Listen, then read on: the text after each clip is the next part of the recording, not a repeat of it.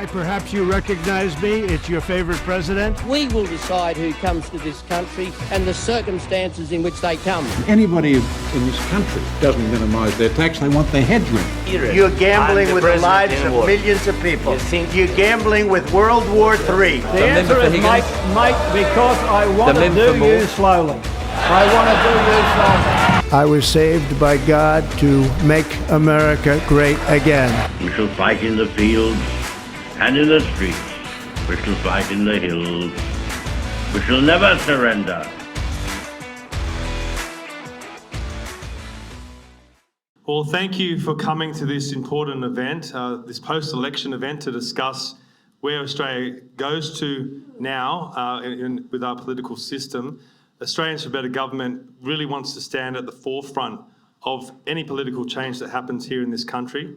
But I want to start off by thanking, firstly I'll introduce myself. My name's Stephen Tripp. I'm the President of Australians for Better Government. I'm also the President of Let's Rethink Renewables as well. But I want to start off by thanking all of you for being here. It's incredibly important that all Australians get engaged in the political system. The current situation with a lot of apathy happening with a lot of voters out there, and it's understandable because a lot of these politicians don't represent the true needs of the people, so people have switched off. People need to re-engage, and this is what this is all about, so thank you for being here to be part of this important discussion today. I also want to thank the Warrawee Club and Kevin. Thank you very much for hosting us. It's much appreciated. Thank you.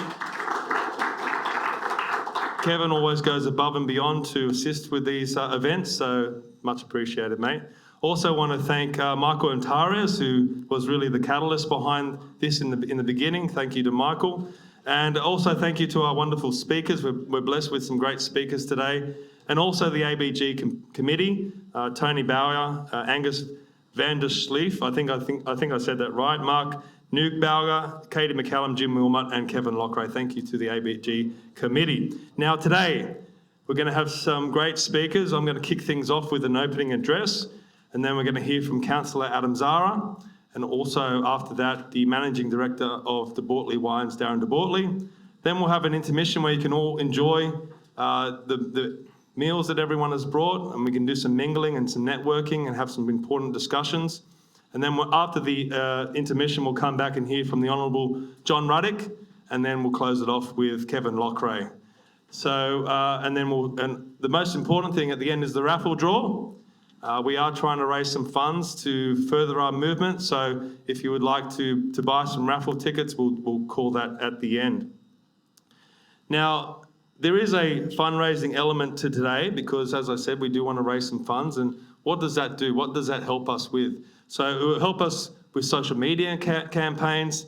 Any extra funds will also help us hold future events and also conventions. We want to have some constitutional conventions. We will need money to host those. Printing up flyers and materials. Some of the banners that you see here today, they do cost money. Also travelling to different events. Hopefully speaking engagements around the country where we can really spread the message of Australians for Better Government. And also putting up billboards and advertising. Obviously, the more resources that we get, the more that we can do. So if you can contribute in any way, it'd be much appreciated. Now, the raffle prizes, we've got some really great raffle prizes. I wish I could go in the raffle, but I can't. But I would love to win some of these. So we have a great offering from the Bortoli wine, which is the Noble One. So that's a great bit of wine. You can win that one. A $500 gift card from Pillow Talk. Now, Pillow Talk, basically, it's not just pillows, it's all sorts of things, which I'll discuss a little bit later. And a one-night stay at Strathern Park Lodge up in Scone, valued at $325. And we also have a gift also from Mrs. Kevin Loughrey. Thank you for donating that. So it's worth about $100 as well. So we're raffling off those at the end. So if you want to buy raffle tickets, please see Angus or Sasha at the front. And you can get your tickets. They're $5 each or $5 for $20. So about Australians for Better Government, what are we? What do we stand for? Australians for Better Government is a grassroots people's movement dedicated to improving the way we vote, the structure of our government and reforming the Constitution. We believe that members of Parliament often serve their own ambitions or the will of their political party. I think we know that all too well. Instead of faithfully representing the interests of all of us, the Australian people. Now, we can no longer rely on politicians to drive change in this country. It needs to be a grassroots people's movement, and that's what we hope to achieve with Australians for Better Government. So Australians for Better Government is determined to begin the discussion on how we can reform the system and make change for the better. So what's our mission? We want to reform the Constitution, and we have proposals for each one of these. You can head to our website and read those proposals. We'll talk about some of them today as well. We want to ensure a true separation of powers, which I'll touch on in a moment. We want to improve the quality of the vote. We want greater participation in a direct democracy, so through plebiscites and citizens-initiated referenda, enshrining our freedoms, and also instilling pride in Australia again. So many of our youth especially told that they should be guilty or ashamed of being Australian. We want to reverse that. We've had tremendous achievements in this country over our history, and we need to start celebrating those. So that's what Australians for Better Government stands for. So the big question is, what is government at the end of the day? What is it? When you dial it down to its core, at the end of the day, laws, legislation, and even our Constitution are just words on a page. Now, yes, they are enforced by law, but when the masses don't agree with those laws or what's written on those pages anymore, you get this. Revolution. Now, I'm not calling for revolution at all. Because revolution often leads to bloodshed, and we don't want that. But we can still have a peaceful revolution, and we need to understand that we, the people, have the power. And if we can get enough people behind this movement, the greater impact that we will have. So how can we achieve better government? Where do we start? For me, we need to address the separation of powers in this country, because we're told that we have a separation of powers. We're told that there's this big separation between the House of Representatives and the Senate, and that's the separation of powers. No, they're part of the one branch, the legislature. That's the parliament. It's a bicameral system. They're all in the one branch, those two houses of parliament. It's meant to be separated with the executive. Now, the executive, well, the legislature has the power to make and change laws. The executive then puts those laws into action. So that's the ministers, and it should be the Governor-General, but currently is run basically by the Prime Minister. And the third branch is the judiciary. So this is the power to make judgments on law. That's the courts. So they make rulings on whether these laws that they pass are constitutional, etc. So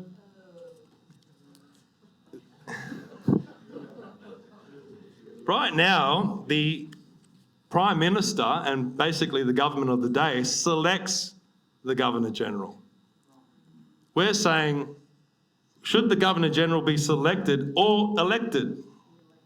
Should the Australian people be electing the Governor-General?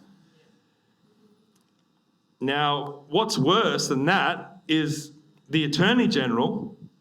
We say the Attorney-General should also be elected, because currently the Attorney-General sits in Parliament, so they're part of the legislature, they're part of the executive, and they also run the judiciary. So where's the separation there? They're in all three branches. So we'll talk about that a little bit later as well.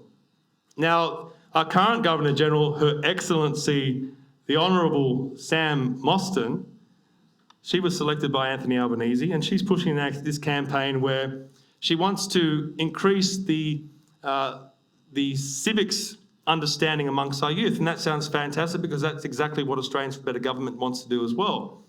Now, it says that Australia's Governor-General is on a mission to reverse declining civic scores among Australian students. That sounds great.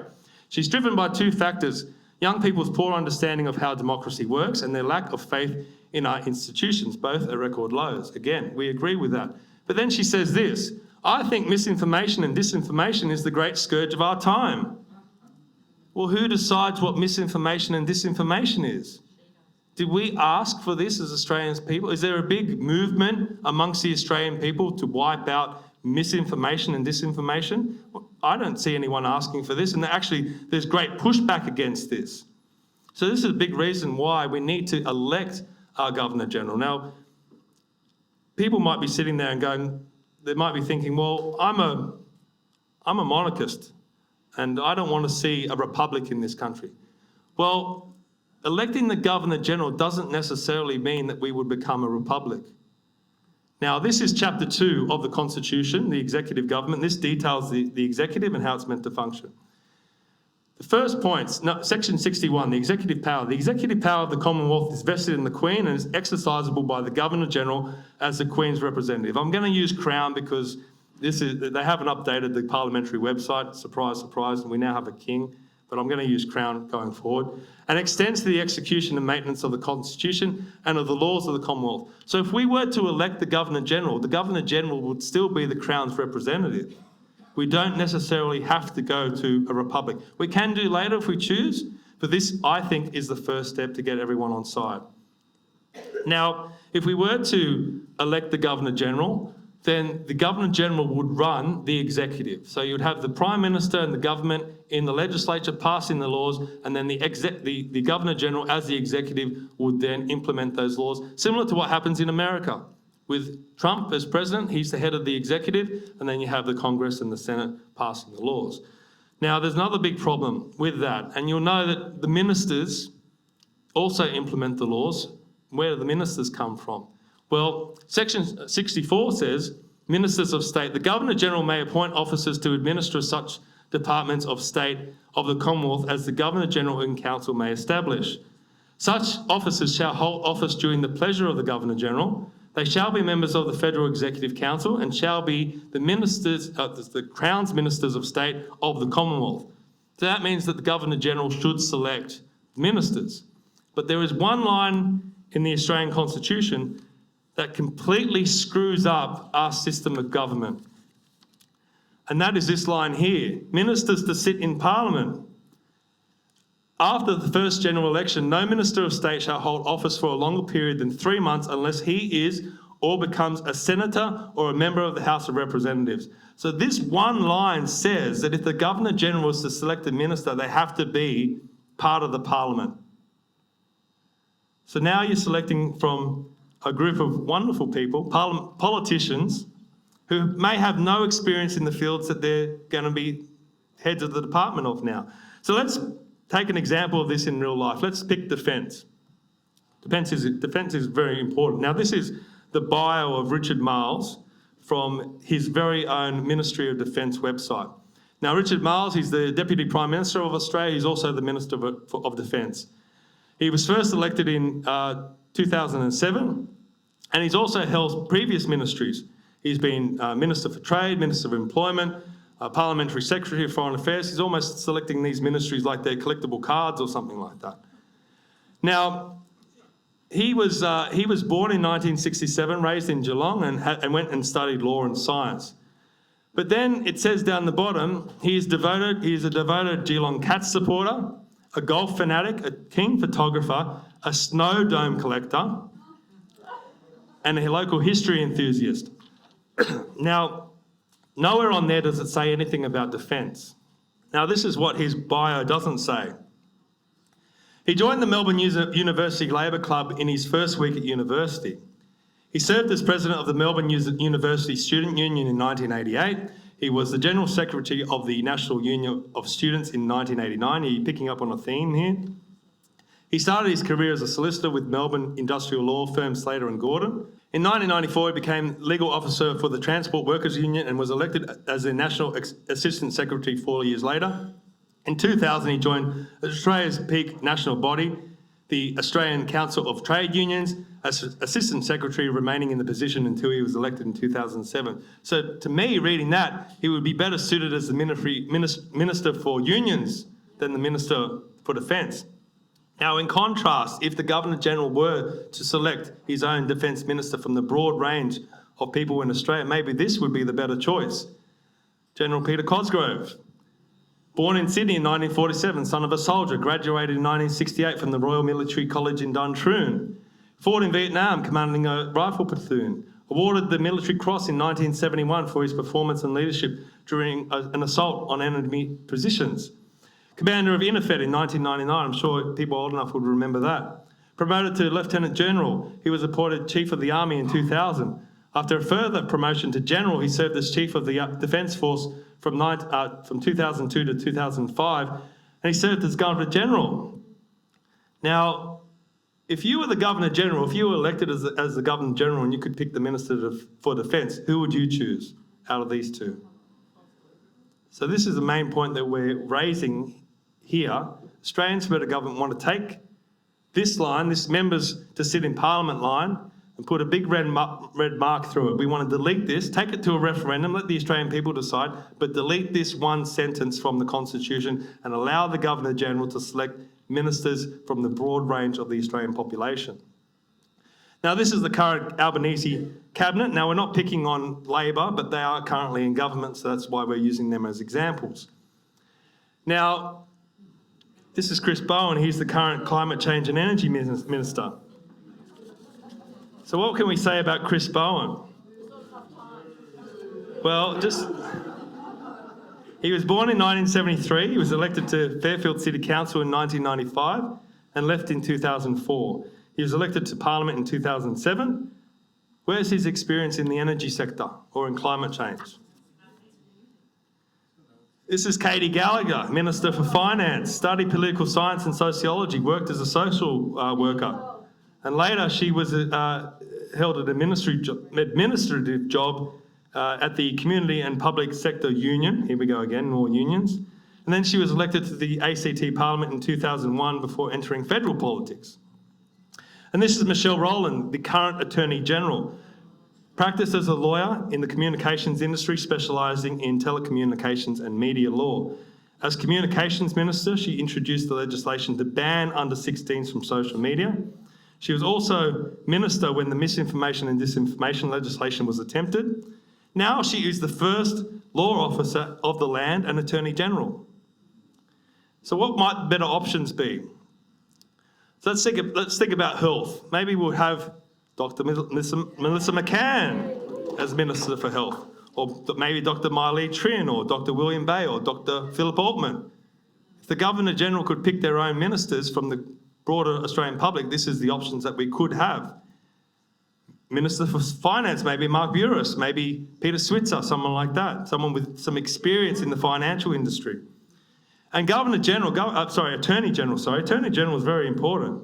And we believe that it shouldn't come from the law profession. It should be someone outside the law profession to watch over the current courts. And if you've seen this man in Senate estimates, he would be my pick for Attorney General, Malcolm Roberts. So these are options that we could have. You might not agree with them, and you might have your own, but that's the power that would be provided to the Governor-General if we were to make these steps. So let's recap. What does Australians for Better Government, what are we proposing? We want to elect the Governor-General. We want to elect the Attorney-General, and we want to ensure there's a true separation of powers between each branch of government, the three branches. We want to delete the minister sit in Parliament line in section 64 of the Constitution, and we want to allow the Governor-General to run the executive branch and nominate ministers to be approved by the Senate. So he would nominate them, it would go to the Senate for approval, just like it happens in the United States of America. So the next step, what can we do to get this going, right? First thing is to join us, be a member. If you can join us, it really gets some oomph behind what we're trying to achieve. And when we go and lobby parliamentarians in Parliament, they're going to ask us, well, how many members do you have? If we can say that we have a great number of members, they're going to start to listen more than. So the more that we have, the more they'll listen. We want to hold events and forums and also move to having a People's Constitutional Convention. We have these discussions with the broader Australian community. We want to hold rallies. And we need you really, we're going to try and spread the word as much as we can, but we need all of you to also help spread the word and start to have conversations about these proposals with the Australian people. And lastly, we need you to get active. If we hold an event or a rally or something like that, we please ask you to attend. The bigger numbers that we have, again, the more impact that we can have. So please head to our website, australiansforbetter.com. You can sign up to be a member, and you can also read our proposals as well. And you can also join our mailing list, and you'll get regular emails from us. So let's start this journey together. We want to do it as a collective. We want everyday Australians to be involved as much as they can. And together, we can bring better government for Australia. So that's pretty much it from me for now. So we'll move to our first speaker, Councillor Adam Zahra. Now, I've known him for about 3 years now. He's a good mate of mine. He's a family man and importantly, a business owner. So he's really in the crosshairs of bad government because he's trying to get ahead, support his family by running his own business, and he's facing all the challenges that come along with that. But he felt compelled in 2022 to run for Parliament after COVID. He ran in the federal seat of Macarthur and achieved a very respectable result. Building on that success a year later, he ran in the New South Wales state election for the seat of Campbelltown, and he trailed the Liberal candidate by 2,600 votes. So he did incredibly well in that seat. And in 2024, he was elected as an independent to Campbelltown Council, and he's now a Campbelltown City Councillor, and he's also a patron of ABG. So please welcome Adam Zahra.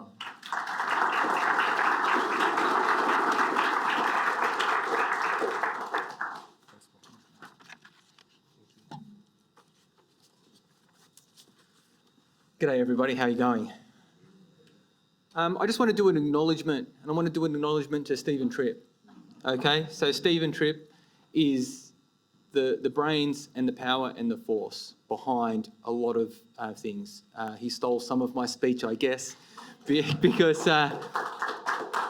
he introduced himself and he's presidents of NREN and presidents of this and all that kind of stuff, okay? So Stephen, it's a thankless job.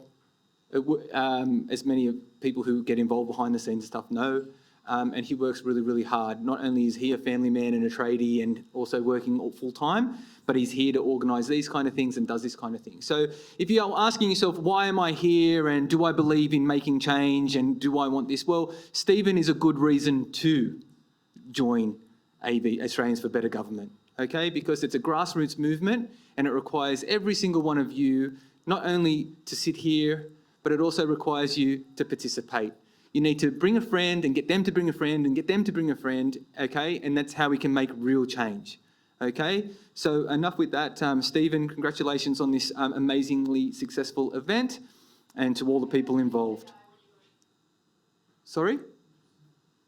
Oh, sorry, I was already asking a question. I thought, I haven't even got in. Okay, so I guess what happens is, I think the government and the political system at the moment is in a bit of disarray. I don't see how somebody can have 34% of the vote and then control the House and all that kind of stuff. I think it's pretty poor.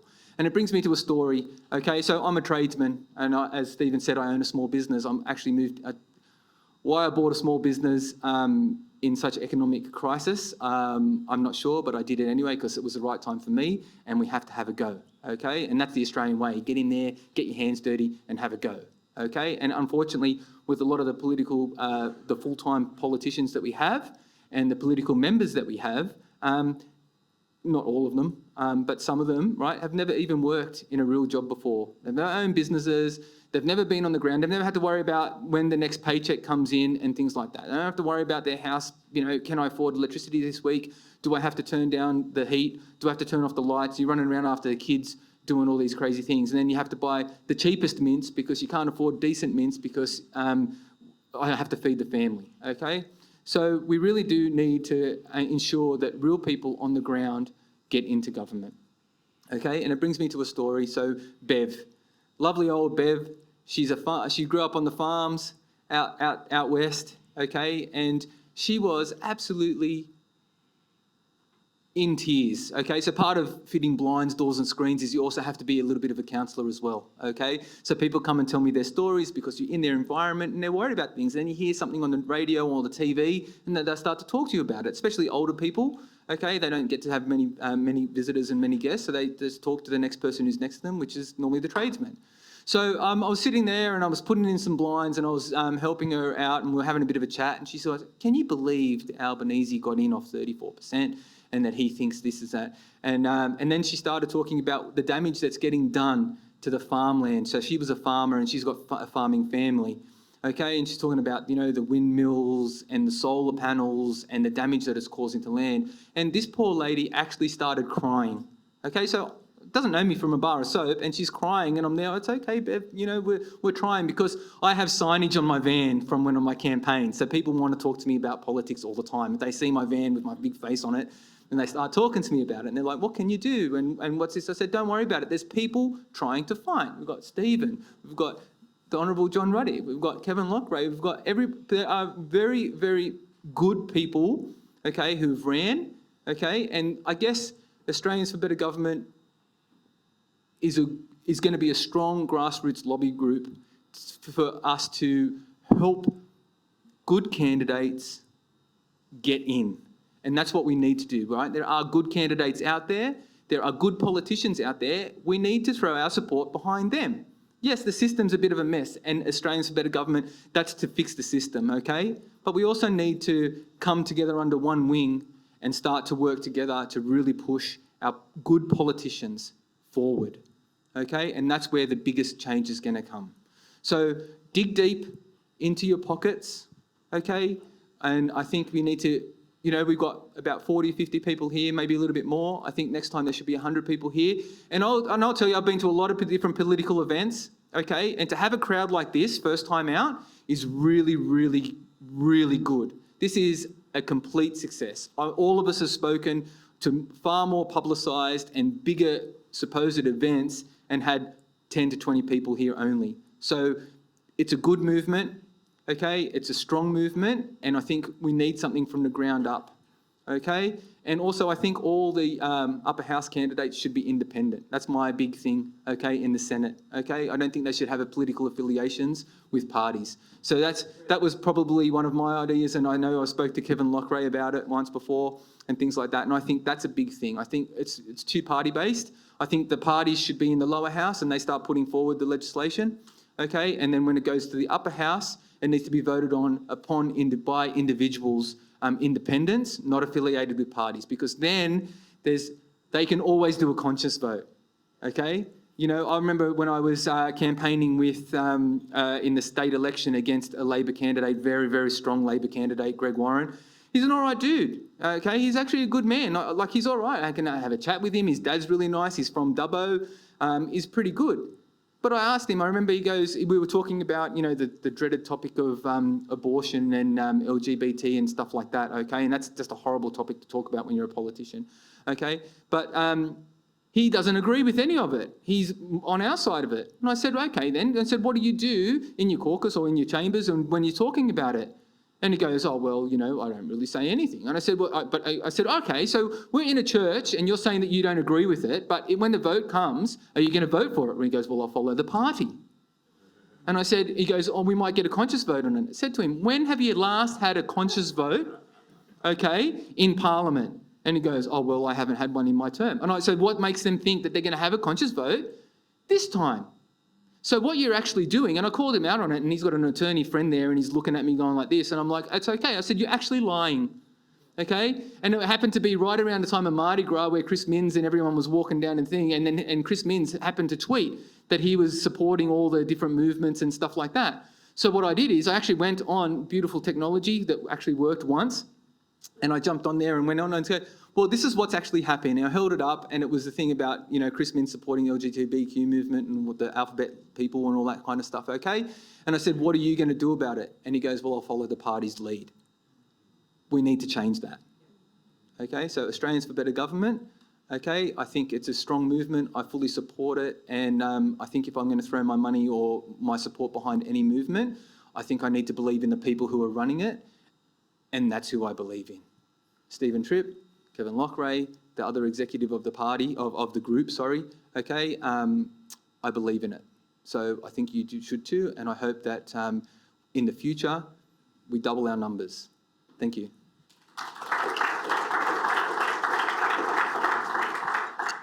Great, thank you very much, Councillor Zahra. That was a great talk, and he's, to be elected as an independent is a tremendous thing, and to see how he's treated in council by some of his other members, they basically sideline him just because of the party system. And I'm sure John Ruddick can speak to that as well. It's not the way that it should be. People should be elected to Parliament to represent their electorates, and what party they're part of shouldn't come into it. So yes, as soon as Adam said that the Senate and the upper houses should be all independents, that makes a lot of sense, because the upper house should be a house of review. It shouldn't, party politics shouldn't come into it at all. Yes, the lower house, you can have parties because you need a party to form government, but the upper house especially, what do we need political parties up there for? They should all be independent. So that was a fabulous idea from Councillor Zahra, and one that we were very happy to take on board as one of our proposals. And that brings us to our next speaker, Darren de Bortoli. Now, he's a winemaker and managing director of de Bortoli Wines. And look, I've hosted countless events now where you hear from politicians and politically minded people, but I've never been to an event where I've heard from a business owner. So this is going to be incredibly interesting from my perspective, and hopefully interesting for all of you as well. Now, on the de Bortoli Wines website, his mother, Emily de Bortoli, says that even at a young age, her oldest son, Darren, had a strong will, determination, and was always had an inquiring mind. Darren would love to listen to the older generations talk, she says. We'd send him off to bed and he'd always come back in, and before you knew it, he was back at the table, eager to know what was going on. So hopefully with that inquisitive mind and being a business owner, he can have some insights from us. So please welcome Darren de Bortoli.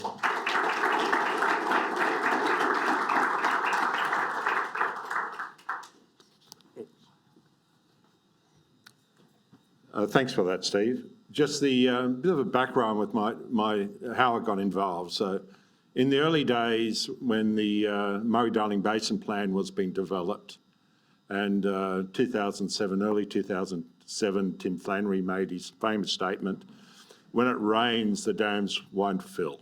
Okay, so that's the background. 2007, the Water Act was introduced. Malcolm Turnbull was Environmental Minister, and John Howard was the Prime Minister. And John Howard will acknowledge to you now, it was one of his biggest mistakes for a number of reasons.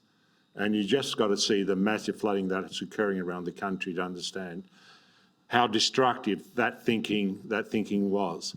But anyhow, from my perspective, I'll get back to the Murray-Darling Basin plan and what a fiasco it is. And I've somewhat had a fairly large role, unfortunately, but sometimes the truth is used to drive other agendas. One of the things I'm very passionate about is when we talk about democracy, it's for me it's the KISS principle, and the number one principle for me. Kevin sort of asked me if he ever got into Parliament, what I would want number one priority would be, and I said to him, freedom of speech. Freedom of speech is number one. Now, you can overlay that with hate speech, and what level that, hate speech is not allowed to get up. The problem always is it compromises the freedom of speech, and, well, there you go. And so you could say that's the case, and yes, there was vilification against the Jewish people, as well as against Muslims, but you have debate. Now, one of the great things... Vilification against white, Anglo-Saxon and other European people. And that gets back to, I suppose, so freedom of speech, number one, and the question is, and the other one for me is democracy. And democracy is the ultimate determinant. I suppose that's why we're here. People have different takes on it. One of the things I'd like to mention that bring up is the most basic concept of democracy is we have a compulsory voting system. Now, the nature of it's not the problem. I think the big problem that we have is the compulsory nature of a voting system. If you're not committed to it, then why distort the outcomes with the donkey vote? And politicians, you ask, they want number one position on the ticket because they can pick up several percentage points in the donkey vote. And now that's crazy. If you're highly motivated in the first place, let the people vote. And I think that's one of the big factors for me to get democracy working properly is to remove that compulsory voting.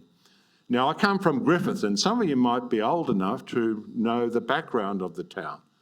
Now, Griffith was famous for the mafia and the grass castles and everything else, But the other thing about Griffith was there was an underlying story in that, and I'm happy to talk about that later, but it was the rogue CIA components of it. And I was telling Kevin a story about it years ago. And I don't know how many years ago, was that 15 years ago, Kevin, at the winery with Peter Barter? Would have been, a long time. So, and the thing about Kevin, our lives, we kept on crossing paths. So the second time I ran into him, this guy sits next to me at a National Party function, and lo and behold, it's Kevin. And Kevin's all upset because he moved a motion that he wanted the subs to have nuclear subs. And he was so devastated that the proposal rejected by the National Party, and he resigned in frustration, and several months later we had nuclear subs, so maybe he just should have persevered a bit longer.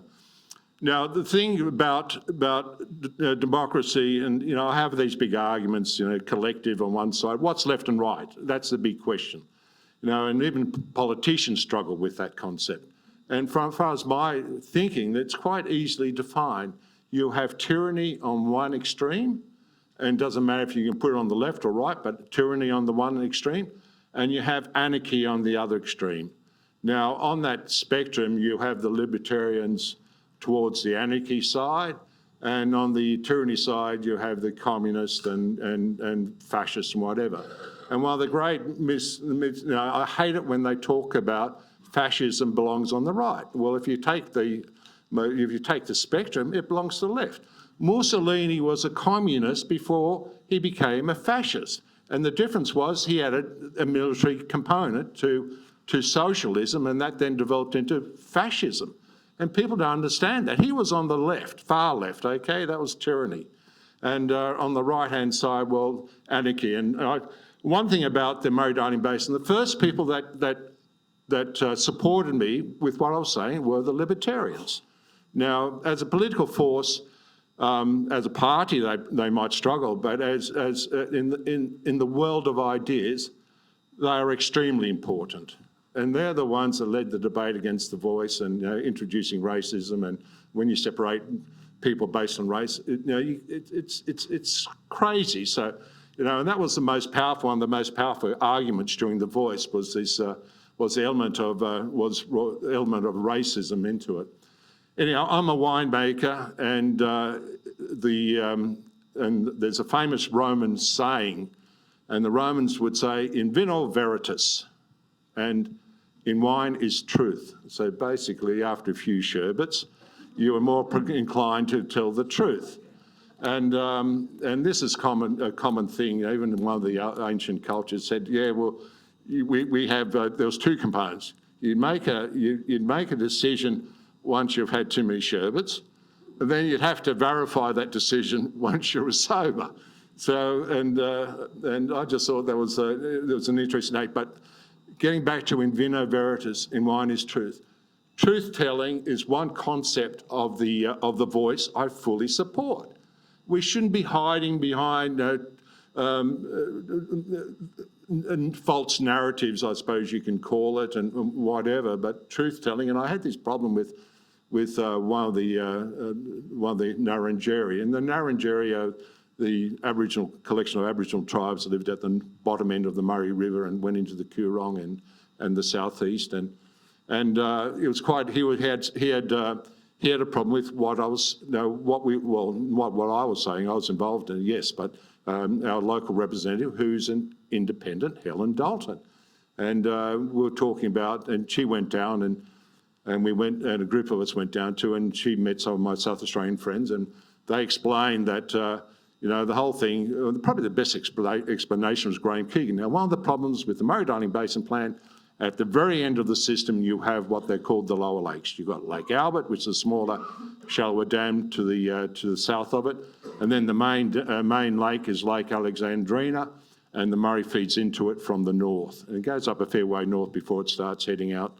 to the east. Now, Graham said, well, and he summed it up nicely. He said, look, the people have been brainwashed so much so that they either accept the narrative or they know the answer and it's too hard. They ignore it. And basically what I was saying at the time was the Murray-Darling Basin was predicated on a number of lies. And the first lie was the Murray-Darling Basin was responsible for the decline of the Coorong. That's the assumption. It's had nothing to do with the Coorong. And for the simple reason, the Coorong was fed by this massive unconfined aquifer, the southeast unconfined aquifer, and I'll tell you how large it was. 44% of the southeast of South Australia was wetlands. And that water flowed from just above Mount Gambier, which is Fairway South, high rainfall, flowed all towards the Coorong and the lower lakes in the north. It did not discharge to the sea. Even the closest was Maria Creek at Kingston. And when I went into the history of it, then Goyder back in the 1860s had recommended extending the drainage of that area because it only drained about 3 miles of land around Kingston because it was subject to flooding. So you had this massive waterfalls all flowing to the north and flowing into the lower lakes as well as into the Coorong. And why is that important is because in the early days when I started looking at the science, I could not work out how Lake Albert was a freshwater system. I'd worked out the Coorong got its large flows from the south, and they were very large flows to the extent they created other openings like the Murray Mouth during the during the winter season, and then it would close over again. And but the one that I could not comprehend was Lake Albert. And I know the Charles Bonney, who was one of the early explorers, took cattle up during a drought, mind you, so he didn't follow the Murray River. He came up through southern Victoria and came up through the southeast of South Australia and came up and then crossed over to into the Murray River to get to Adelaide, because Adelaide there was a lot of droving that was going on, and to keep Adelaide supplied in those early days, it was fairly important. But anyhow, he was struggling to find water. If he knew where to look for water, he found water easily during that trip. But towards the end of the trip, the cattle got restless and they disappeared that night. And he was very close to Lake Albert and he wondered where all the cattle went. And he followed, the next day they followed all the cattle. They were at Lake Albert. Lake Albert was a brackish system full of reeds and connected to Lake Alexandrina by a narrow creek is the description. That's what he said. So how in hell does Lake Albert be fresh water and Lake Alexandrina, when going through the historical record, was clearly an estuarine system? But what happened is, so the CSIRO in 2000, I've been at this for 13 years, knocking heads. So 13 years. Back in 2000, CSIRO came out a report saying lower lakes were predominantly fresh water. Well, I knew Lake Albert was definitely fresh water from the historical record, but the historical record said something completely different about Lake Alexandrina. Now, how can Lake Albert be fresh water if you assume that the Murray-Darling system was purely responsible for Lake Alexandrina? Lake Alexandrina had to be fresh water, and that is what the 2000 that's the 2000 CSIRO reports showed, that the system was predominantly fresh water. Anyhow, last year I got to meet Dr. Francis Chu, who was the lead author of that paper, and I asked him about the southeast drainage system. He had no idea, and he was relying on some of the references I had to understand it. Now, once you understand what I'm saying, the science and everything's just blown out of the water. And so what we've got now, we're buying water off productive farmers. The government and Tanya Plibersek actually overrode the social and economic criteria for it to basically support a lie. And the lie is the Murray-Darling Basin system never supplied water into the Coorong and the lower lakes. So basically South Australia is not the victim in this. They're the perpetrators. They're the ones with the massive amount of drainage works that started in the southeast in the 1860s. They started. And as they dug more and more drains, the wetlands disappeared. By the 1970s to 80s, the wetlands had disappeared to about 7 to 8%, I think, and now it's down to 2%. The wetlands, and it's not rocket science. How can you not understand that the water flowed from this massive unconfined aquifer, 44% wetlands during the winter and spring, flowed north. And as one of my colleagues said, He said, you got to be brain dead not to work out where the water had to go somewhere, didn't it? Anyhow, I'll divert from that. Talking about one of the other things that fascinate me is why Australia wasn't more communist during the Great Depression years, because I thought that would have been right for acceptance of communism to spread throughout Australia. And I'm quite fortunate that in Griffith we're a multicultural community, and we have communities from all over the world, and there's a very strong South American contingent as well. So South America, Paraguay in the 1860s, one of the guys, great army, one of the top armies, had visions of him being the new Napoleon of South America, took on Brazil, Uruguay and Argentina, I think, simultaneously, and 90% of the male population was wiped out. So they required a repopulation. They invited people from all over the world. So during the shearers' strike of the 1890s, and there was a depression, sort of a major recession, the Labor Party then had its genesis from that shearers' strike. But what is not known is there's a group went to Paraguay to set up a new utopia called New Australia. And it was based along sort of the socialist lines, and it was led by a leading left-wing commentator at the time, an editor of a paper, to set up utopia in South America. And you can imagine they had rules like no drinking, no fraternising with the natives and all that. And they were, all these early socialist movements were extremely nationalistic. And that's one of the things I find so fascinating. They might be left-wing, but they, not to fraternise with the natives. Well, that didn't last long.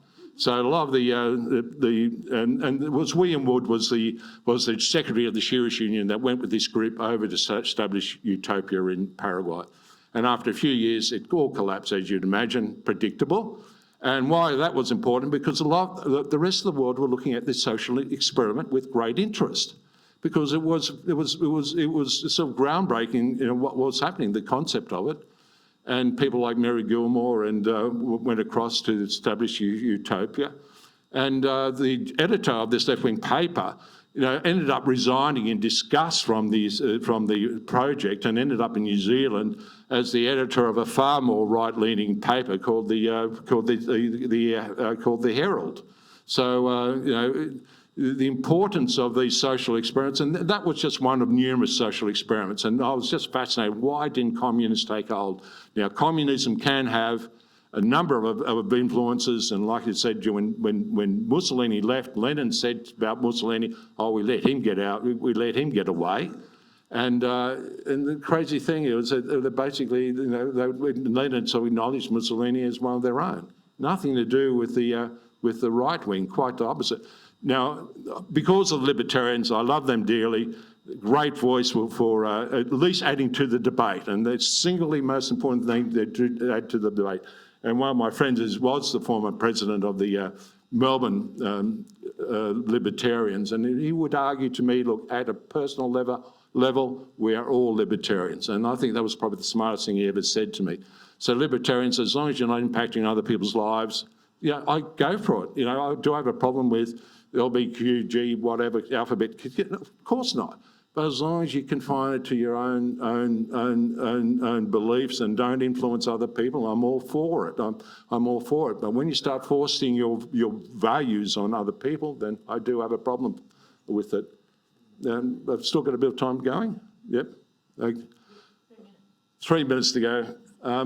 So anyhow, in Vino Veritas, in Wine is Truth, a bit more truth-telling.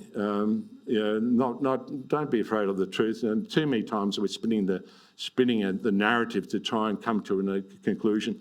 An example of that would be the greyhound ban in New South Wales, driven by, at that stage, by, of all people, the National Coalition Party. And that was all about, what was that about? It was about Harold Park. They wanted the land, okay? So they ramped up this greyhound ban, sided with the Animal Rights Party and whatever. And so they banned greyhounds rather than just confront what it was all about, and that was Harold Park. And so the backlash against that in rural communities was massive. The federal president of the National Party is Kay Hull, and she was leading the charge against it. She had Troy Grant at one of the National Party functions. She had him in tears, And she's only a tiny little thing, and as Kay would say to me, it's not the size of the dog in the fight, it's the size of the fight in the dog. And that's exceptionally important because it's the loudest ones get to influence the outcomes. If you're, if you're passionate about something, you'll change it. And at the moment, we've gone from the age of reason and understanding consequences to the age of feelings with the associated unintended consequences, and they've been disastrous. And I've just come back from my son's place down the road. He's bought a unit. They're currently removing the cladding off the building because of the fire risks, and we know what happened up in England that time. So this what goes on is just crazy. It's time that we had sensible debate. Freedom of speech, as I said, is number one for me. That's something this group should fight tooth and nail for. Thank you very much.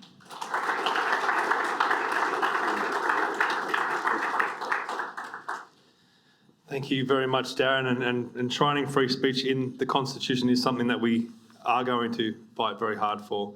It's incredibly important. We've got two main events, you might say. Our first speaker is the Honourable John Ruddick. So I'm sure you all want to hear what John has to say. He's the leader of the New South Wales Libertarian Party, and he was elected to the New South Wales Legislative Council in 2023, and he's serving an 8-year term. So we're going to be putting up with John for a while yet. Very good. Now, prior to the Libertarians, John spent most of his life in the Liberal Party, where he worked for as a federal member for Ross Cameron. And he also wrote the book, Make the Liberal Party Great Again. I think there was another book that they also wrote, except John didn't write this, but they wrote a book, How to Sabotage the Liberal Party, and they're reading that one instead of reading John's book. They should read John's. But John's also a keen student of history, and he's very good at history, actually, especially political history. And I honestly regard John Ruddick as a thought leader and one of the best performers in Australian politics. So please welcome him now, John Ruddick. Thanks very much, Steve. Thanks for coming along, everybody. This is a great inaugural meeting for Australians for Better Government. And in terms of the agenda that Stephen spelled out at the beginning, there is one that I would very much like to reinforce, and I'm a big believer in it, which is that the ministers should not be from the Parliament. Okay, it should be like in the United States. Now, Stephen gave the example of our Defence Minister, who probably doesn't know how to fire a gun, okay? And he's a Labor Party lifelong hack, like they pretty much all are. Now, what happens after an election? The Prime Minister or the Premier is sitting there in his desk, her desk, and they've got all these cards to hand out. They've got to hand out about 30 ministries. So they hand it out to their mates, their factional mates, the people that sort of got them in there, and there's no consideration about their skill set. And so, in the United States, the equivalent of our Defence Minister is the Defence Secretary. The Defence Secretary is always some guy who, and it is guys there in this case, they've only spent 40 years in the military, so they know everything about it, okay? Or now Trump's Treasury Secretary spent a career on Wall Street, so he knows what a profit and loss is. Unlike our Treasurer, Jim Chalmers, he's a lifelong hack, okay? He doesn't know, he's never run a business or anything. Now, what happens is that these ministers come in there and they get called into the Prime Minister's office and say, you're going to be the Minister for Health, okay? They don't know the first thing about health, right? But who does know everything about the Ministry for Health? The top dozen bureaucrats in the Department of Health. They know everything about it, okay? Now, the public don't know who these people are, but they're very, very powerful. They often get paid more money than the Prime Minister. And the bureaucrats always want to grow the bureaucracy. And the minister comes in and the bureaucrats are oh so deferential to the new minister. Yes, Minister, yes, yeah, and they treat them like they're the big decision maker. But these top bureaucrats have spent their whole life learning how to manipulate the minister. The bureaucrats are running the government. It shouldn't be that case. The minister officially has the power. But so that is something. Now, a couple other little things I would agree about in terms of I would like to propose for the Australians for Better Government is I do very strongly believe an important civic reform in this country is that we should have compulsory voting in our elections. Australia is one of the few countries that we coerce, the state coerces people to vote. Now they don't, and there's not many sort of Western countries that have, I think Australia might be about the only one where we compel people to vote under the threat of a fine. Now what that does is, look, the US and the UK are pretty similar to Australia, although there's differences, but they're similar. They have roughly, it depends upon the election, but they roughly have about sort of somewhere between 65 and 70% of people on election day say, yeah, I care about who wins this election, I'm going to go and vote. But 25%, 30% do not. Who are those 25 to 30%? In many cases, they'll be young people who are just totally not interested. And that's fine. That's their democratic right to be not interested in politics. There will also be a category of people who say, I hate the lot of them. I'm very political, I hate them all. There's not one I want to vote for. That is also a democratic decision to make, which people should be free to do. Now, what's happening at the moment, what the worst thing about compulsory voting is, if you've got this 20, let's say it's 30% of people would not have voted 3 weeks ago if we didn't force them to vote. These people, but since we force them into vote, and they've got to vote, so they do pay a tiny bit of attention just in the week before the election. And how do they vote? They don't care about the policies. They don't understand the policies. You want to talk to them about a franking credit or unrealised capital gains or net zero? They don't know what it means, and that's okay. They might be interested in bookkeeping or, you know, bird watching or whatever, science. There's a whole lot of other things to spend your life on. And so, but we force these people to vote. Now, what they are going to do is, these really apolitical people, they're going to vote Liberal or Labor. It's the only two they've ever heard of. And they're usually going to vote for who looks nice, who do I like? They're not caring about policies. Now, look, Anthony Albanese was very unpopular. He's still unpopular. The polls said Australia wanted a change of government over the last 12 months. But then when we got into the final ring, the final stretch, and they say, well, they don't like Albo, but then it was a two-horse race. Well, it's either Albo or Peter Dutton. But Peter Dutton, I've never met him. I know a lot of people who do know him well. They tell me he's a good bloke. I'm sure he is. He was very weak in that campaign. And rightly or wrongly, he's just not popular. So people said, okay, no, we'll vote for better the devil you know. That's basically what happened. Okay. Now, the macro picture is that Australia is still a fantastic country. We are really so lucky to be Australians. We're the only country in world history where we've got a whole continent to ourselves. It's been a very peaceful and prosperous country for most of our history. We generally get along very well with our neighbours. Now, I know the Japanese bombed us a few generations ago, but besides that, it's been peaceful and prosperous. Probably too prosperous. We haven't had to care about our politics. And so we're like the little frog in the boiling, in the hot water. It's getting hotter and hotter. We're not noticing how big the government is, how tyrannical the government's getting. And Albanese says that, oh, well, you know, I had a high rate of employment growth in his first term. 87% of them were public servants, okay? Now, there's lots of good public servants out there, okay? Lots of bad ones too. But look, the truth is a public servant is basically a parasite, okay? And I'm not being facetious. They're not making wealth. The government is taking wealth off productive people and giving it to the public servants. We should be reducing the amount of public servants, not... And Albanese thinks that he's got a strong economy and strong employment because he's given away 87 jobs, just made them up, and he's actually taken money away from the productive private sector. So that's all bad. But look, we can, I think, you know, great countries can fall over. Argentina was very rich, you know, 60 years ago. And now it's making a comeback now, but I mean, gee, you know, it really went to hell. And look, Australia is on the road to the old Argentina. So how do we turn it around? I'd like to put forward two proposals, which would be parallel proposals. There'll be people in this room who want to move forward on one, people who want to move forward on the other one. Now, I call the first one the Nigel Farage option. Okay. Now, what Nigel Farage did is, a lot of people have been telling him for many years he should join the Conservative Party. He said, I will never join the Conservative Party. I don't trust them. They're not good. And look at them now. They're coming in fourth place, the Conservatives in the UK. Nigel Farage is coming first. But this was not an overnight success. Poor old Nigel Farage has been battling away since the early 1990s when he was a young guy. He'd run in elections, he'd get 1%, then he'd get 3%, then he'd get 2%, then 4%, then 1% again. But he just kept going, he just kept going. And now what he's done is, he's built a new party, and the polls and the betting markets both say he's going to be the next British Prime Minister, and that'll be a big deal, okay? It'll be as good as Trump. Now, unfortunately, we've got about 4 years till the next British election, which is a problem. But look, he's a great man, and how he did it was starting a new party, and through popularity and through conviction, good policies, he's now starting to get ahead. So that is one option for Australia. Now, we have, in this country, we have about 6 parties, minor parties on the right, who have at least one member of parliament somewhere, a state or a federal member of parliament. So there's sort of 6 in contention, but it's obviously a problem having 6, okay? Because we tell all the, look, we get along with One Nation, we get along with the trumpet people, the shooters people, the Christians people, the others, we like them. They like us, we all get along, everyone generally gets along, except for Clive and Pauline, they don't get along. But, but on the left side of Australian politics, we have the Labor Party, and then we have a 10% party called the Greens. So on their minor left, there's really only one party. Now, there's a couple other little ones, but the Greens is everything, and they're getting consistently about 10 to 11% of the vote.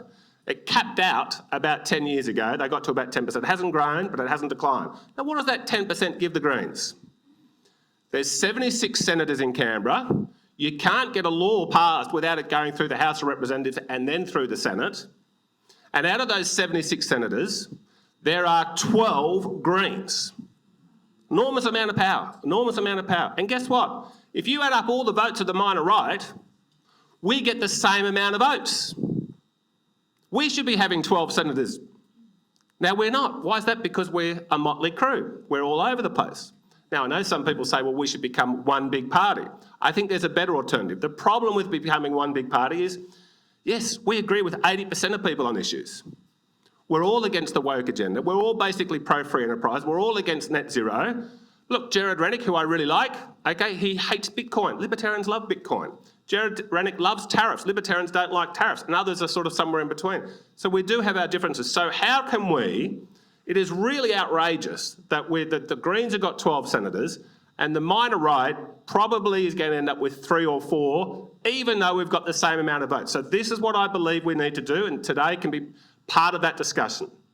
What we should do in each of the 6 states, about 6 months before the next federal election, we should call a meeting in the Sydney Town Hall, Adelaide Town Hall, Perth Town Hall, Brisbane Town Hall, Hobart Town Hall, Melbourne Town Hall. And we should invite every person who's a member of a minor right party, which would be many people in this room. And then let's say there's 6 participating parties, and they would say, well, look, we've got a federal election coming up. We want to combine our vote for the Senate. We want to get our senators elected. The best way to do that is every candidate puts forward who they want to be their Senate candidate. And then it can be like a Liberal or Labor Party pre-selection. They get up for 10 minutes and they make the case. There might be 2,000 people in the Sydney Town Hall. And they say, look, vote for me. Might be Craig Kelly as the Libertarian candidate. He said, vote for me because I believe in ABC and I don't believe in X, Y and Z. And then the One Nation person can get up there and make a similar pitch. So we hear these pitches from the best Senate candidate for the various minor right parties.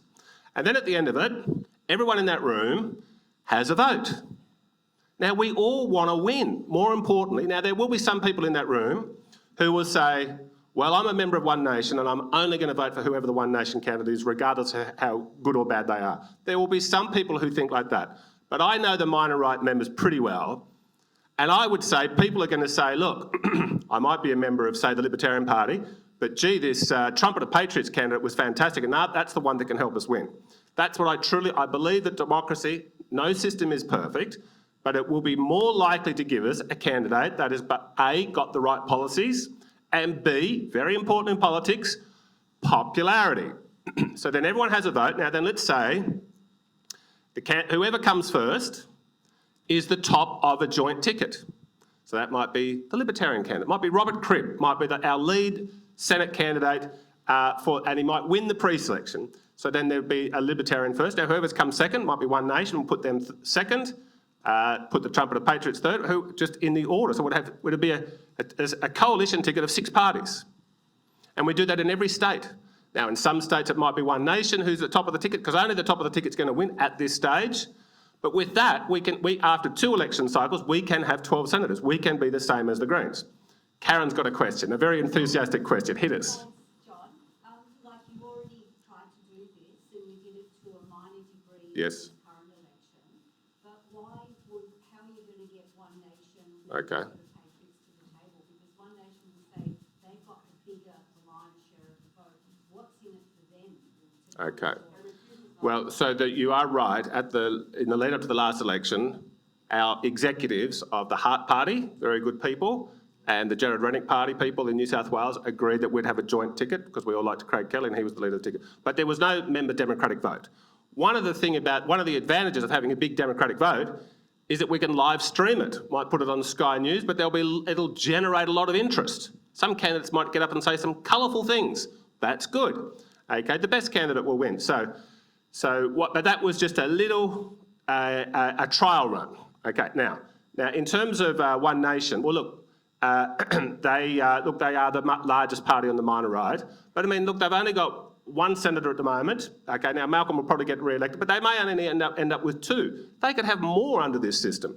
But if any party does not, if all the parties want to participate, but some of the parties, one or two of them said, no, we don't want to participate, well, I say we still invite their members. So let's say One Nation says, no, we're not going to participate. We say, okay, no, well, you can't stop your members coming along to the town hall and voting.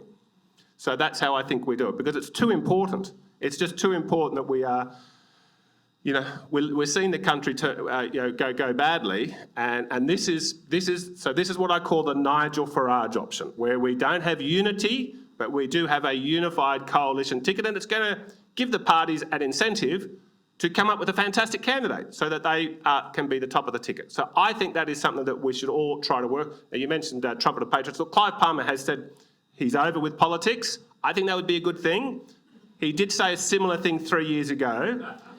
He has said it more emphatically this time, but we're dealing with a mercurial personality, so who knows how that's going to unfold. But I think we just go ahead and do it, because I'm sure that the membership of the centre right will say, yeah, or the minor right will say this is a good idea. Okay, so that's option one, and that's what I think, that's the direction. So that means the Libertarians can keep trying to go out there and build their brand and do good things, and so can all the other little parties, and then we can come together with one big ticket, because we tell our voters before elections, we say, look, if you like the Libertarians, please put One Nation and the Trumpets and the Christians and the Shooters and whatever else, please put them before you preference the Liberal Party. And the other parties do the same thing. But so many of our voters, they say, oh, look, I really, really like Clive Palmer, but I don't want Albo to get in, so they'll go 1 Trumpets, then they'll go 2 Liberal, then they might go 3 Libertarian or 4 One Nation. They've just voted for the Liberal Party. That's what they've just done.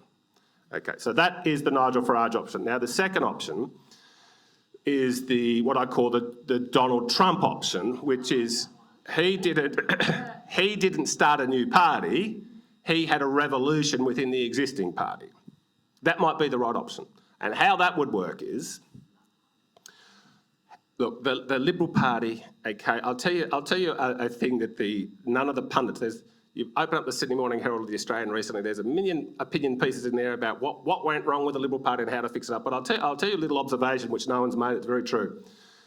For the last 2 or 3 generations, if you're in your early 20s and you're really bright and you're really ambitious and you think, I'm going to be the Prime Minister of Australia one day, I'm going to be the Prime Minister, I've got that ambition, like a Malcolm Turnbull or a Tony Abbott or a John Howard, what did they do? They went and got themselves a pre-selection on the beautiful, safe, leafy North Shore of Sydney, or the eastern suburbs.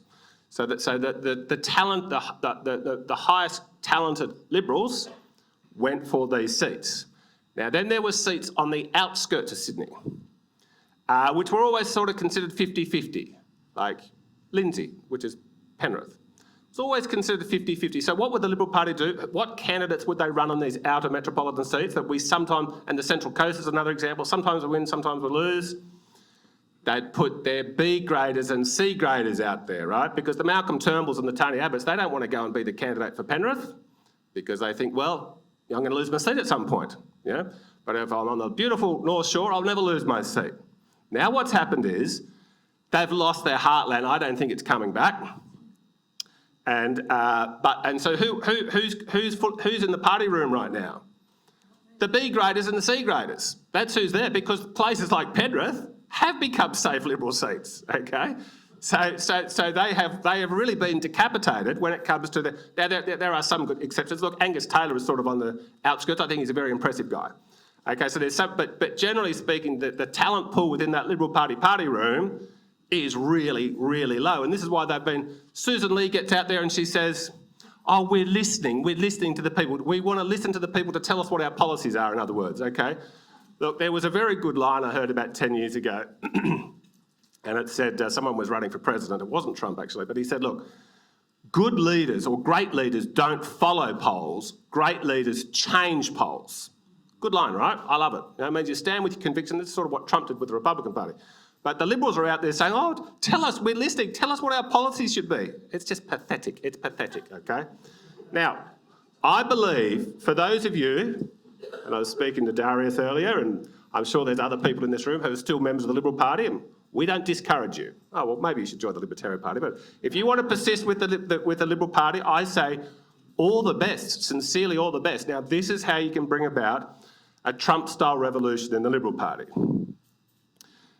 We just saw 10 days ago there was a ballot for who would be the federal parliamentary leader of the Liberal Party.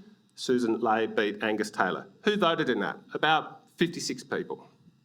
The members of parliament. It's all highly conflicted. People saying, oh, Susan, I'll vote for you if you give me shadow defence, or I'll vote for you if you give me shadow treasurer. That's how these things are done. So we can't... I have a point. Yes, Natalie.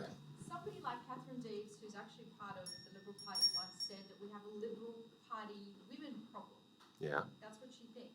We don't have a Liberal Party women problem because they can't even define what a woman is. Yes. Now, Sasha, that was my 3-minute warning. Sorry. 2 minutes. Okay. This is what the Liberal Party... We cannot have a Trump moment at the moment under the current part, how they select their parliamentary leader. What we need to do is do what the political parties in Canada do. Australia is Canada's political twin. Constitutional monarchy, a federation, a Westminster system, a bicameral system. Not only that, we've got a similar economy, similar population, a similar history. And we all think that the Australian Constitution was a blend of Washington and Westminster. Well, look, Canada did what Australia did, like with federation, in the 1860s. We just copied the Canadians. That's what happened. So it's a very similar situation, except for the Canadian Prime Minister and opposition leader is not voted by the dodgy party room. That they are chosen by a convention of all the party members. So Justin Trudeau, Fidel Castro's son, he resigned on the 6th of January. That's one conspiracy theory I'm sold on. I am sold on that one, right? If there's others out there, I've got an open mind on, but he's Trudeau, Castro's kid. Pretty weird. But he resigned on the 6th of January. The new Canadian Prime Minister... Canada didn't have a Prime Minister for two and a half months, just over 2 months. Why is that? Why do they have to wait 2 months? Because the members of their Liberal Party, which is the name of their party, it's a left, sort of like our Labor Party, but they call themselves Liberal, they had a convention. They had 5 candidates who put their hands up. Mark Carney, who won, wasn't even a member of Parliament at the time. They had TV debates, multiple TV debates. They had a big campaign team. They were going around knocking on doors, join the party so you can vote for this. Now, Mark Carney won. Now, he's bad, right? But look at his CV. Pretty impressive guy. Okay, and the Canadian... So I'm not saying that's good, but I'm just saying this system, this democratic system, results in much higher quality candidates. Now, the Canadian opposition leader, Pierre, can't pronounce his surname, Poulevet, thank you. Now, he's magnificent. He was elected by 700,000 members of the Conservative Party. Do you know how many members of the Liberal Party there are? Well, no one knows, they don't tell you, but it's probably about 20, 25,000 across the whole of Australia. So what we're saying is, if you can have a vote on who your parliamentary leader's going to be, people will say, yeah, I'll join for that. If it's a choice between, do you want Malcolm Turnbull to be the Prime Minister or Tony Abbott? There's a ton of people out there who say, yeah, I'll do anything to stop Malcolm Turnbull being the Prime Minister. Peter Dutton wouldn't have won. Susan Ley certainly wouldn't have won.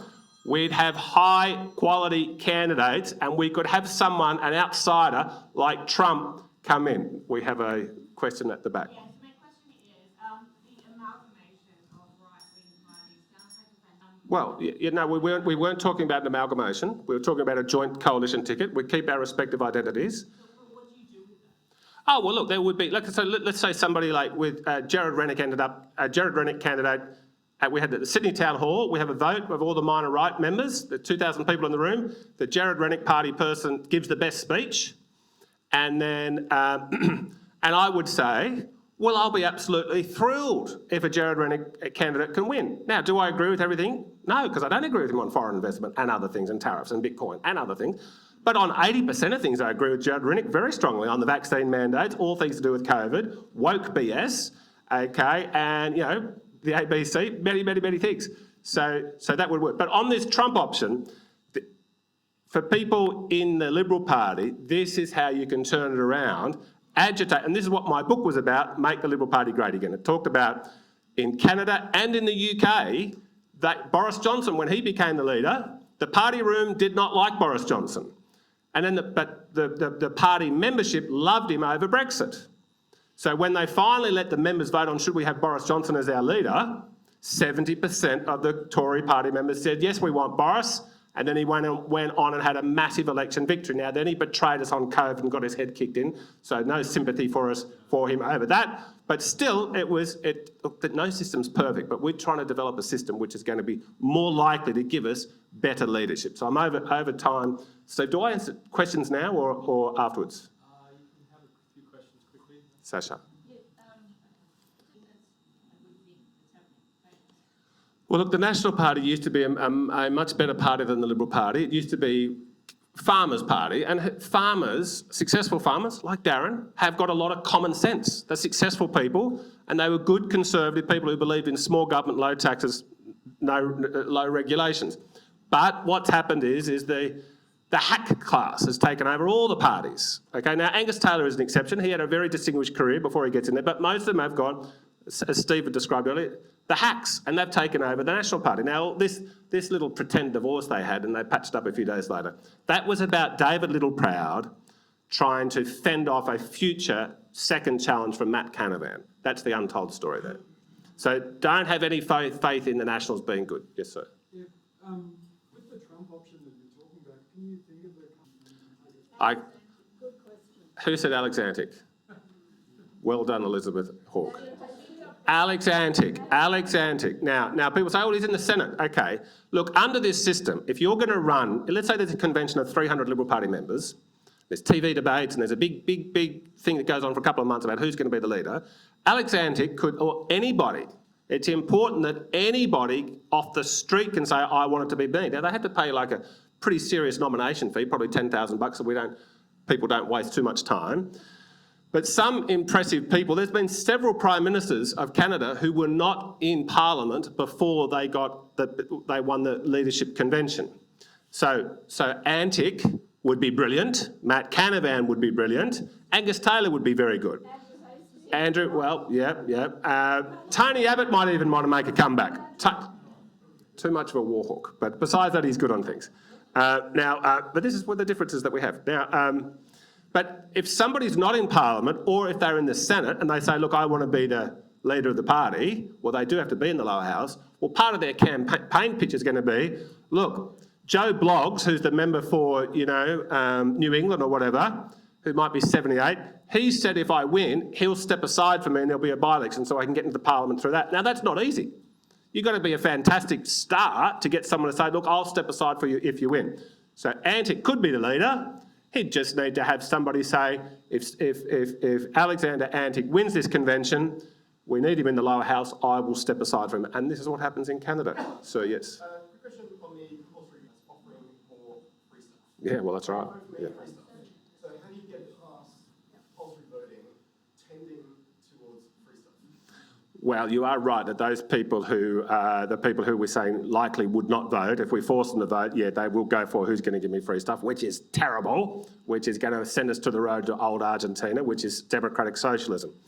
But look, this is the problem with democracy in general, okay, that people have been saying that eventually the voters will vote themselves into socialism and socialism will make things collapse. So how do we confront that? Well, it's actually organisations like this, civic organisations that go around there and really try to educate people about these basic principles. But I think that compulsory voluntary voting will knock out a fair bit of the low information voters, which will be a good thing. Look, another thing would be that we should make preferential voting optional. It is in the New South Wales election. Oh, no, preferences are good. Preferences are a more accurate reflection of the democratic will. But you might only like one party and hate the rest. You should have the freedom to say, look, I'm just voting for that party. Obviously the Libertarian Party. But you vote for that party, I hate the rest. You should have the option to not preference. But at the moment, if you just do that, then your vote is invalid. So that's a little tweak that would be good. Yes, sir.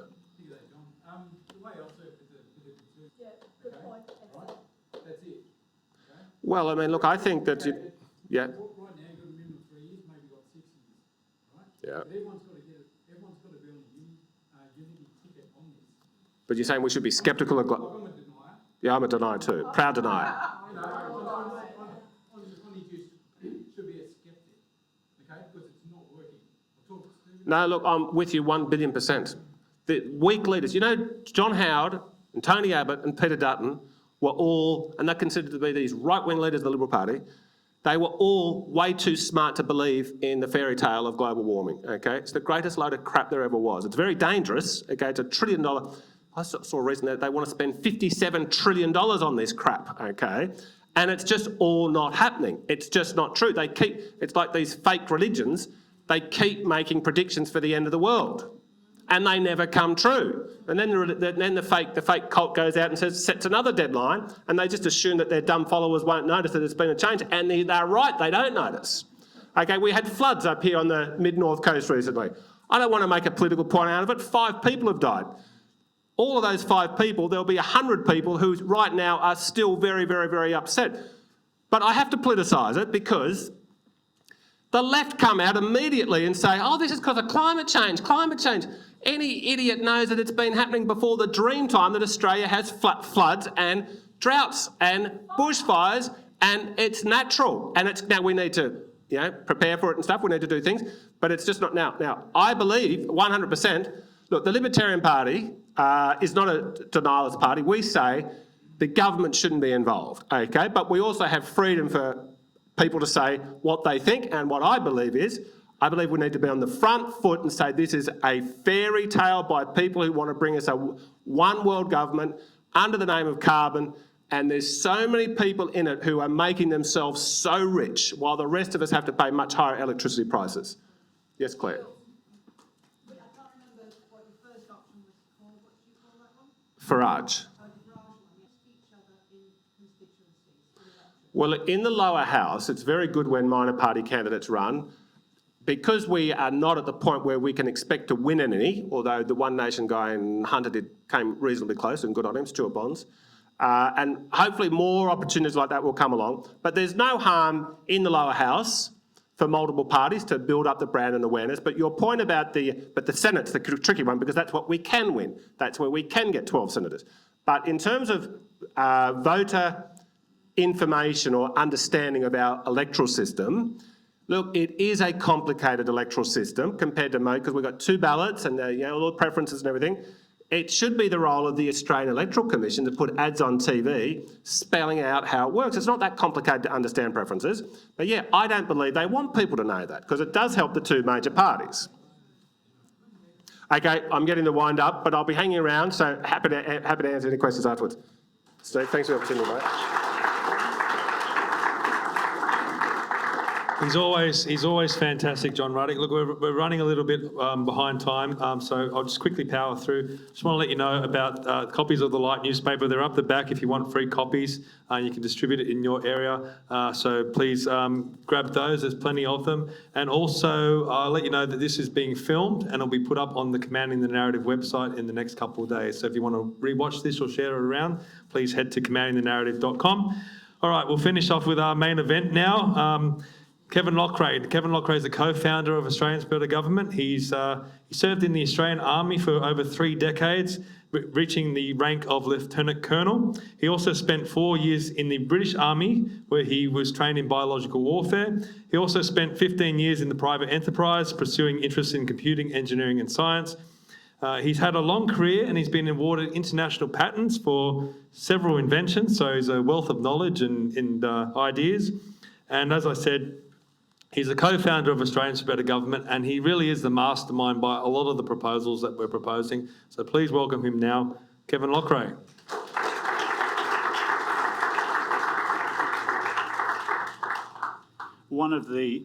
This is working, I trust?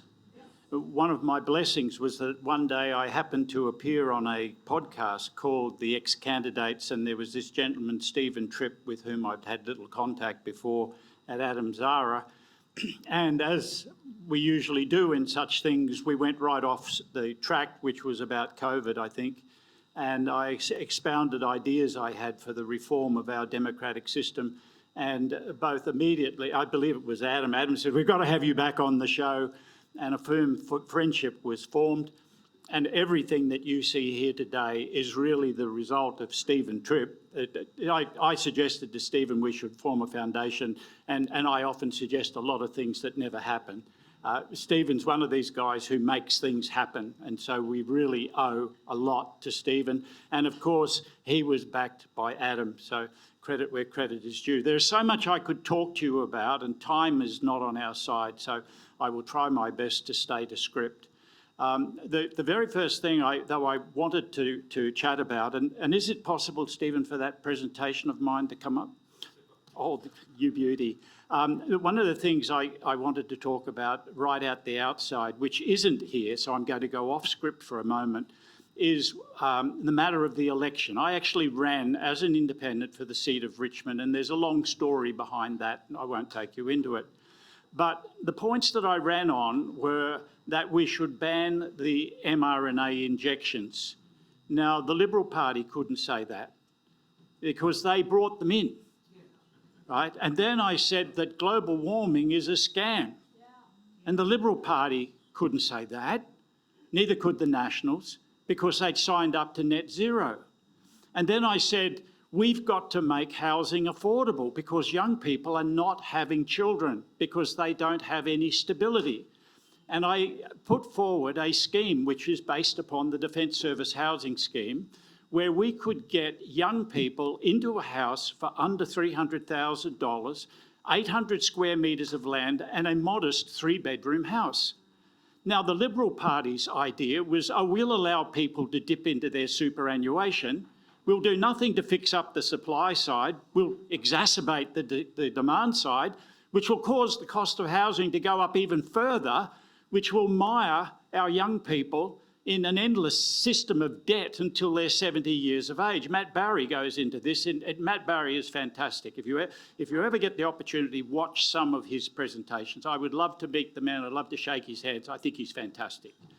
So, and the Labor Party's solution is, we'll spend $10 billion of your money building 30,000 homes, or they call it social housing. It's actually housing commission flats for life's little losers. We will reinforce failure. We won't reward responsibility. We'll take the money from those who are responsible and we'll set up. Now, you might think I'm a hard bastard because I come down on life's little losers. But if I've got a choice between providing housing for young married couples or putting people into social housing, I'll go for the young married couples every day. And interestingly, my scheme did not involve, in the long term, the taxpayer having to pay anything. So the Liberals couldn't talk about that, Labor couldn't talk about that. And then we move on to the final, into this thing of, we have within our Constitution a clause which says that the federal government may make special laws on the basis of your race. Most people don't know it exists. Section 51, subsection 26. It says that the Commonwealth Government has the right to make special laws for any race. Now, that was perverted. When the people voted for that, they thought it meant without exception of your race. But what the sneaky bastards did was turn it around and say, no, that allows us to make special laws on the basis of a person's race. And because we've got an activist high court, they went along with this charade, and that's how we ended up paying $100 million a day to the Aboriginal industry, and we won't have an audit. We had the business. I went into the matter of climate change, and I've been into the matter of housing, but both of them are talking about unbridled immigration. They are replacing us as a culture, as a race in our own country. So, and that's the reason the Liberal Party did so badly, for they could not talk on any of these points because they were already with the other side. Okay, we now move on. This is the presentation, I hope. Okay, what I'm about to tell you, and I have to say this, I invite disagreement. It is necessary. What I would like to see us have in the end are constitutional conventions where people can get up and say anything, and where it gets debated and where people then can vote on a matter. And so I have this disclaimer. What I'm about to tell you today isn't set in stone by any measure. I could be easily convinced that I'm wrong. These are my thoughts, opinions and suggestions. I can say that the Australians for Better Government's aim is to hold a series of constitutional conventions, and at these conventions, people will be given straw men. And I'm great at throwing out straw men, at throwing out ideas, propositions, and the people can then debate them. These provide a focus for discussion and will be, along with other matters raised, then debated in order to reach some form of consensus. Okay, I think everybody in this audience agrees that something's really, really badly wrong. We're $1.3 trillion in debt and nothing to show for it. That debt is greater than what we ended the Second World War in real terms. We have nothing to show for $1.3 trillion in debt, and both parties have been complicit in this. The Labor Party started it off with the fake financial crisis. There wasn't a crisis in Australia at all. The banks were totally solid. All that was necessary was for the government to guarantee our currency. We didn't have to go and hand out billions of dollars of money to people so they could go off and buy a plasma screen from the Chinese, but that was what the scheme was. Electricity is now many times greater than the CPI than it was in 2007. COVID mismanagement was an atrocity. What was mentioned was that I was trained in biological warfare. I should also tell you that I majored in thermodynamics. I gained an honours degree at the University of New South Wales. There's no way within the laws of physics or thermodynamics that carbon dioxide can materially affect the temperature of the Earth's atmosphere. That's a fact. And in this opinion, I am joined by some of the world's most eminent atmospheric physicists, Professor Dr. Will Happer, who happens to be a friend of mine, Professor Dr. Richard Lindzen, Professor Dr. John Clauser, Willie Soon. We all agree that there is no way that carbon dioxide can materially affect the Earth's atmospheric temperature. Housing and rentals unaffordable. We have been deindustrialised. Another quirk, when I was a young captain at Albert Park Barracks, which was then Army headquarters down in Melbourne, I was put in charge of a thing called the War Book. Never heard of it before, but in the War Book, we listed all of those industries which were vital to the defence of this country, for us to be able to raise, train and sustain a military force against an aggressor. All of those are gone. We have been totally industrialised to the point now where we don't even make hexamine, and hexamine's those little white blocks that our infantry use to heat their rations when they're in the field. We don't even make that any longer. Treaties. We have been engaged in treaties which have given up our sovereignty. One of them is the World Heritage Listing. We have places in Australia now that the United Nations tells us what we can and can't do with. That is absolutely wrong. Once again, we had activist High Court judges who sanctified this. And it was a setup. Suppression of free speech. We've had some discussion of that. There is no such thing as hate speech. People do not give you offence, you take it. And if you don't like what they say, you have every right to go back to them with equal viciousness. What is hate speech is purely subjective. Everybody should have the right to say whatever the hell they want. Correct. 100%. With only one exception, and you've seen it with Donald Trump and Ramaphosa, where you have people standing up saying, kill the white, kill the white. Revolution involves killing, go and kill the whites. Well, that's not permissible. That's not hate speech, that's an incitement to violence. And one should never tolerate incitement to violence and bloodshed. And I say that as a person who spent 32 years busily involved in killing people. Digital ID. Digital ID is a real worry to me.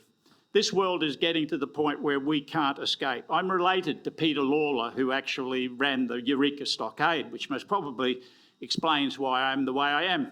But interestingly, his grandson actually deserted from the British Navy at the age of 15, then went and participated in a revolution in Chile, then came back to become a captain in the first AIF and died at the neck at 10 minutes past 3 on Anzac Day. The reason I mention that is that he was able to escape. He was able to go and do things. We all make mistakes in our life, but we are getting to a point here in this society where there can be no escape, where the government can control you, where you cannot demur without some form of sanction being put upon you, and that is very worrying to me. Central bank currency, exactly the same thing. They can turn off your currency. Okay, the root cause for all of this mediocre performance in the Australian government is that poor quality candidates are selected for election. We carry out poorly conducted elections which lead to poor quality parliamentarians who have far too much power, which John has touched upon. We have an inadequate separation between the legislature, the judiciary and the executive, which results in these people having far too much power. We have deficiencies in our constitutions throughout the whole Commonwealth. Most people don't realise it, but at the state level, parliamentarians can materially alter the constitution without reference to the people. And you can hold a constitution, as they did in 1917, where the Queensland citizenry said, we wish to keep the upper house, and the government went and dissolved the upper house by 1922. These constitutions we have failed to guarantee a citizen's fundamental right. At the federal level, if the government takes your property off you, you are entitled to just compensation. Down at the state level, that's not the case. So what they do, what people like Howard did, was that he knew that he couldn't force farmers to not use some part of their land. As Malcolm Roberts has pointed out, he went down to the states to get them to do that, because the states were able to deny farmers the use of their land. Our constitutions fail to restrict the power of governments to do long-lasting harm, and I will touch on some of these as we go through. Okay, what gave birth to Australians for Better Government? We felt that we must reform the electoral system, we must reform our structure of government, and we have to reform our constitutions at all levels within the Commonwealth. And Stephen most adroitly went through a number of those parts in detail. And I thought, Stephen, that was an absolutely excellent presentation you gave. He put meat on the skeleton. What I'm doing to you is giving you a skeleton, and then people like Stephen and so forth, and all of you can put some flesh on this skeleton. Okay, did I do, oh, I'm sorry, I pushed the wrong button. Now, the objective of the electoral system, and I'm an engineer, so I always start from logic. There must be two immutables if we want to elect high-quality candidates. We must remove those things which are obstacles for high-quality people to be elected. Everybody would agree with that, right? And you must have a system of voting where the outcome of the election is decided upon by votes cast by informed electors making a considered decision. And John's touched upon that, and he suggested one way of that is we don't have compulsory voting. Okay, how do you obtain high quality candidates? Well, for individuals, you make it easy for a person to become known by the electorate, e.g. not be reliant upon media, mobs and money. I call them the 3 M's.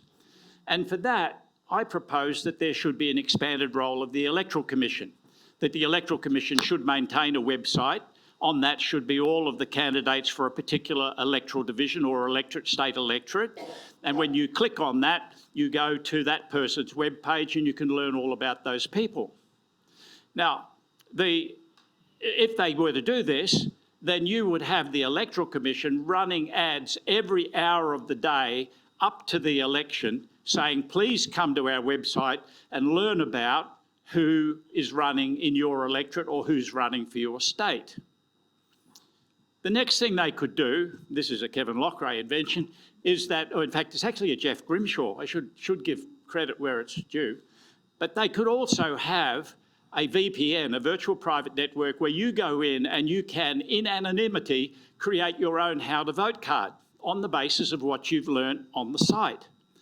And what's more, that software could ensure that when you create your how to vote card, you will not cast an informal vote, because many people unwittingly cast an informal vote. They didn't take the time to learn how to fill it out, or they were misinformed. But if we had this, it would mean then that a person could go along on the day to a polling place with their own how to vote card, which they have created as on the basis of having gone into the AEC or New South Wales or whatever Electoral Commission site. And what's more, you could use this as a performance measurement to see how many people actually went in there and created their own how to vote cards. Okay, compulsory voting. I believe it's best. Why? Because money plays less of a role in the outcome. You have a greater participation, which improves public awareness, and it has a moderating effect. If you only have voluntary voting, as we have seen in various other countries, you have extremes. And what's more, you usually end up with a system which is binary, which is what the Republicans and the Democrats are. Now, John has suggested that we should, and by the way, I don't disagree with John. I reckon that this is up for debate. This is exactly what Australians for Better Government are, that we have differences of opinion. And it's not something we'll die in the ditch about, it's something that we should debate.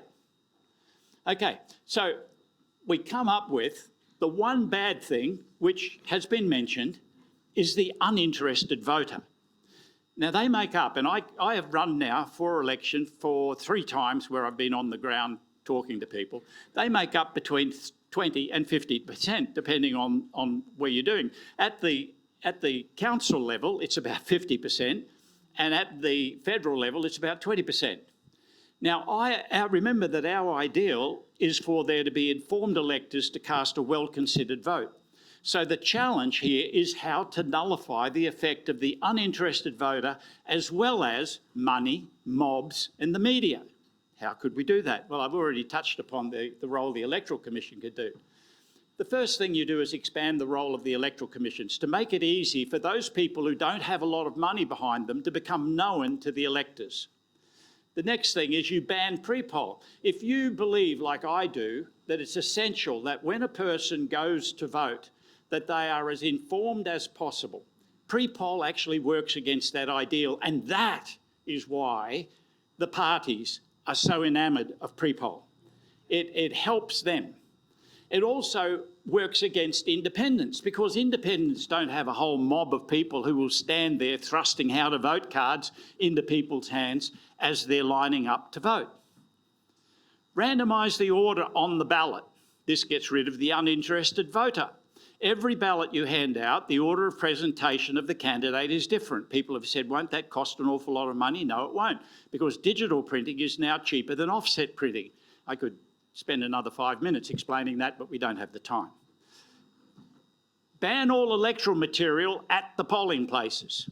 The reason that they're there thrusting those how to vote cards into you, as John has indicated, is that we have uninterested voters who like the look of somebody or whatever, and they take whatever they're given and they then vote according to that how to vote card. Now, interesting, Chapter 1, Part 2, Paragraph 7 of our Constitution says that an elector is to vote directly for a candidate. In other words, there's not to be an interlocutory or somebody interposing themselves between the elector and the candidate.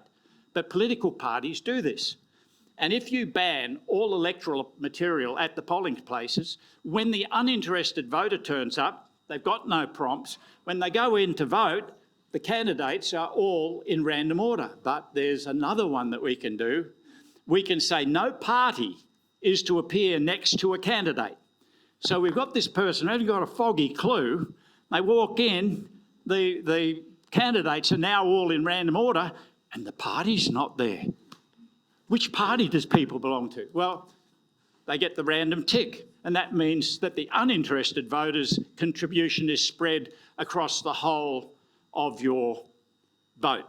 And we've achieved what John's seeking to do, and we've achieved what I'm seeking to do, is to get the maximum level of participation. I've got an electoral commission every hour putting ads on the radio, TV, internet, wherever, saying, look, come to our website, learn of who's running. This is very much in your interest. This is your country. Your vote counts. Make up your own how to vote card. Bring it along to the polling places and vote. Okay. Next, allocate public land for the display of electoral material. At present, you have to go and ask people to put your corflute up in their yard. Now, a lot of people value the secret ballot because they don't want people to know what their political preferences are. They don't want to upset their neighbours. Interestingly, I have put this to the Ballina Shire Council and you would be gobsmacked the amount of pushback I'm getting. The councils do not want it. Reform the system of voter registration at the polling stations. It should take you 2 minutes to vote. Reform donation laws, especially those which relate to unions. Not everybody belongs to the Labor Party. And so therefore, all unions should be compelled to hold a secret ballot to determine what component each member of their union wants to devote to each particular political party or an independent. Okay, high quality vote is dependent on the maturity of the voter. This is a really good one too. Why did they lower the age to 18? If you're 20 and you're not a socialist, you haven't got a heart. If you're 30, you haven't got a brain, right? That's why they did it. This is manipulation. Now, even the days when people used to get married at sort of 16 going 18, they had the sense to say 21 is when most people are mature. I put it to you now, people aren't mature even at 21 because they spend a lot of time in university. So I put forward to my grandchildren, what do you think about voting for at 25? They said, oh, not happy about that. No taxation without representation. I said, what would you say if I said you don't have to pay tax until you're 25? Oh, I'm in for that, Grandad. Yeah, I say, and also you won't get shot at. Oh, you've just clinched it. All right, so in other words, if you're 25 years of age, until you reach 25, you do not pay tax and you do not have to serve in combat unless you wish to volunteer. Now that would actually be good for our economy because a lot of people start out, they would have the money to start their business up to 25, right? People have said they don't like preferential voting. Our preferential voting system is crap, total crap. It's a hybrid between a party system and a preferential system. What we should do is we should allocate points. If you get a 1 in your box and there are 10 people running, you get 10 points. If you have a 2 in your box, you get 9 points, and so it goes. And I've deliberately made up a table here, and we don't have the time to go through it, but candidate number 5 only got 1,000 primary votes, but got 58,560 points. Who's the winner? All right? Now that, at this moment, I'm trying to get the Electoral Commission to give me copies of all of the votes for the seat of Richmond because I want to run this system. Okay, and I've run out of time, speaking of run. The last thing, the major defect, you will notice that it's New Zealand, Canada, Australia, the UK, who are in deep SH1T, right? And the reason for that is that we take unexceptional people who were elected because they were prepared to give everything away and are very, very lovely people, and then we put them in charge of government departments, which is a recipe for disaster. The Governor-General should be allowed to select from anywhere in the world because it's not anything to do with nationalism when you're over on that side of the house. They should be able to pick from anywhere in the world the secretaries and the deputy secretaries of every government department they superintend. And with that, I'll terminate my thing.